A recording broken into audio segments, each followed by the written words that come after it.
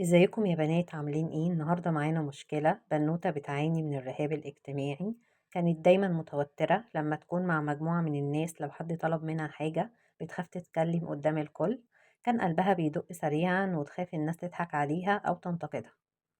هقولك على شوية حلول. أولا حاولي تواجهي خوفك خطوة بخطوة. في كل مرة تحسي إنك خايفة من حاجة اجتماعية، خطوة خطوة صغيرة زي السلام على شخص غريب أو التفاعل مع حد في مكان عام. بلاش تجهدي نفسك، خديها ببطء. اتحدثي مع نفسك بطريقة إيجابية. لما تحسي بالخوف حفزي نفسك بكلام إيجابي، زي أنا قوية، أنا هقدر أكون في الموقف ده، وأنا مش لوحدي. ده هيساعدك تهدي. التدريب على المواقف قبل ما تيجي، لو عندك موقف اجتماعي قريب جربي تمرني نفسك في البيت. الكلام اللي هتقوليه للناس دربي نفسك هتقولي ايه. دي حاجات بسيطة هتساعدك تكوني جاهزة.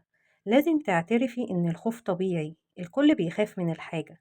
حتى لو الكبار بيظهروا عليهم انهم ما عندهمش خوف، بيبقى جواهم خوف مش ضعف، ده شعور طبيعي. لما تحسي بتوتر جربي تمارسي الرياضة أو تشغلي في حاجة تحبيها، أو هوايات زي الرسم أو الكتابة، هيساعدك تهدي نفسك.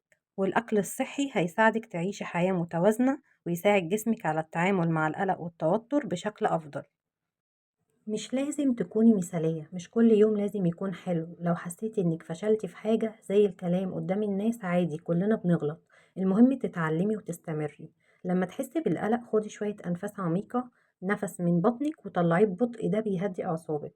لما تحسي انك بدأتي تفكري في الماضي أو المستقبل ركزي في الحاضر. مثلا لو كنتي في موقف اجتماعي خلي تركيزك على الناس اللي معاكي أو المكان نفسه.